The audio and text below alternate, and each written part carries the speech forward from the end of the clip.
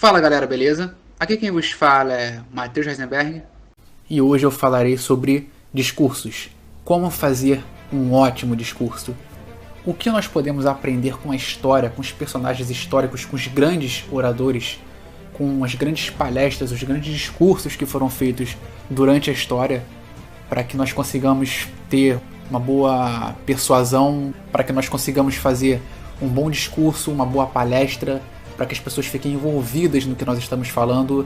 Como é que nós podemos melhorar com esses 4 exemplos de oradores que eu enumerei aqui, né? Foram pessoas que eu identifiquei como discursos que conseguem comover tanto para o bem ou como para o mal. E eu quero deixar claro aqui que irão ter exemplos de oradores que utilizam do seu poder de persuasão para o mal, mas também tem oradores que vão transmitir para o bem, mas nós também temos aprendizados para tirar desses maus exemplos da oração, né, da forma de persuasão, da forma de se passar uma mensagem, não do que foi feito em volta, e sintetizar apenas o poder do discurso.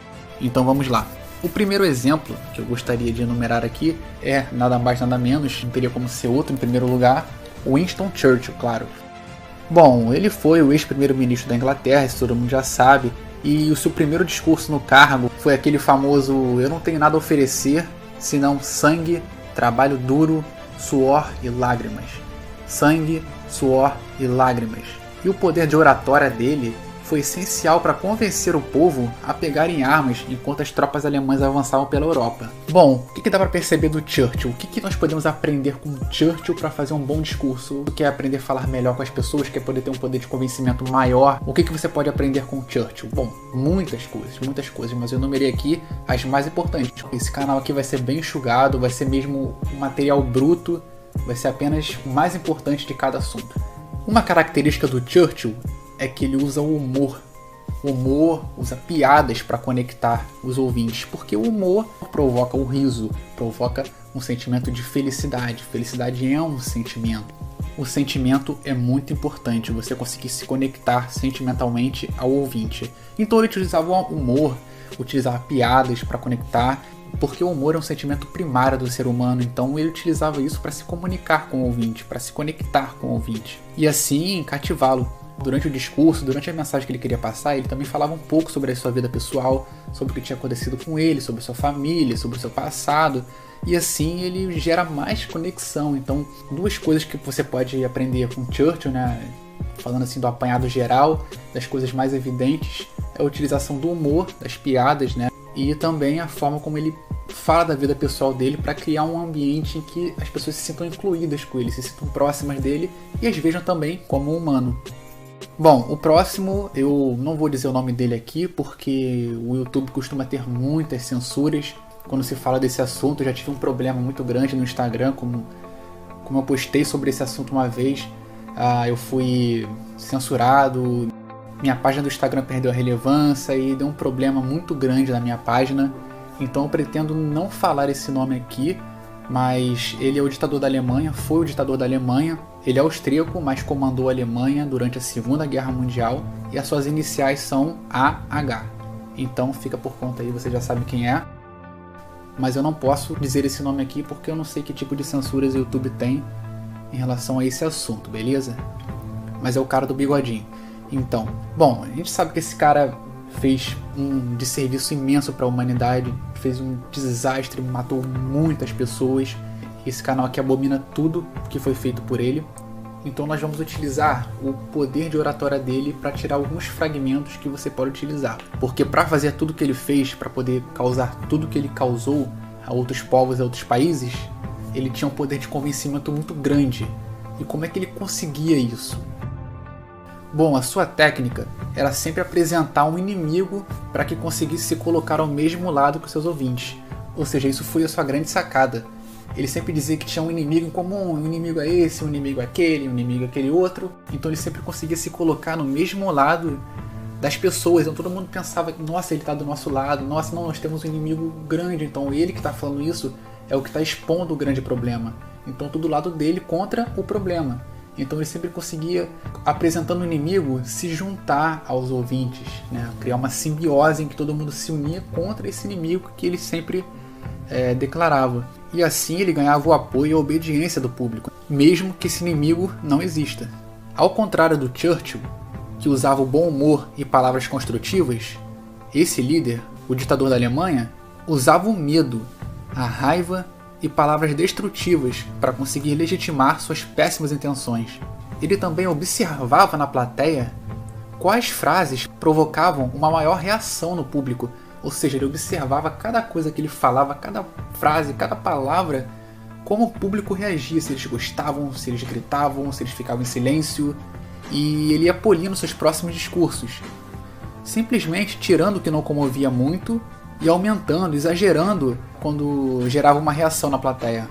Então quando ele falava alguma coisa e a população gritasse, é isso mesmo, é isso que a gente quer ouvir, ele pensava, bom, preciso de mais disso, preciso focar mais nesse caminho, preciso focar em mais palavras parecidas com essa. Agora se ele falasse uma coisa, a população ficasse em silêncio, aí ele, bom, isso aqui já não preciso tanto, isso aqui eu preciso cortar no próximo, já não falo coisas parecidas com isso.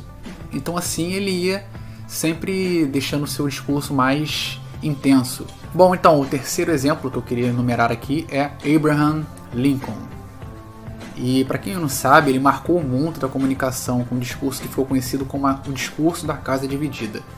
E para quem não sabe também, ele foi um grande exemplo de presidente, porque ele foi um grande responsável pela abolição da escravatura lá nos Estados Unidos. E no discurso que eu falei da Casa Dividida, ele cita uma passagem bíblica. Ele afirmou que, assim como uma casa dividida não subsiste, não consegue se manter uma casa dividida, os Estados Unidos também não. E quando ele fala de uma casa dividida que não consegue subsistir, além de dar um exemplo, que é uma boa forma de você explicar alguma coisa dando exemplo, tudo fica mais simples quando você dá um exemplo. E essa foi uma sacada dele. A outra é que ele referencia algo difícil com algo simples, ou seja, para poder referenciar que os Estados Unidos não conseguiriam subsistir bem divididos, ele utilizou um exemplo que todo mundo conhece, uma casa. Então ele conseguiu explicar política com uma coisa simples, que é uma casa. Uma casa dividida não consegue se manter, assim como os Estados Unidos também não, entrariam em pé de guerra, não conseguiria se desenvolver. Então ele conseguiu referenciar com uma coisa comum, uma coisa simples para explicar algo mais complexo. E diferente da energia negativa e raivosa do personagem anterior, Lincoln falava de uma forma mansa, mais decidida. Ele era um cara decidido, mas falava de uma forma mais tranquila, que atraía carinho de seus ouvintes. Uma pessoa que fala mais tranquila, ela tem um afeto maior do ouvinte. Ele sempre pedia também para ouvir histórias, porque quando ele ouvia uma história sendo contada, ele entendia ali, ele ia percebendo que partes chamavam mais atenção, que partes chamavam menos atenção, que partes não eram importantes, que partes cativavam mais. E ele ia pegando esses feelings, esses macetes e ia colocando nos próprios discursos dele.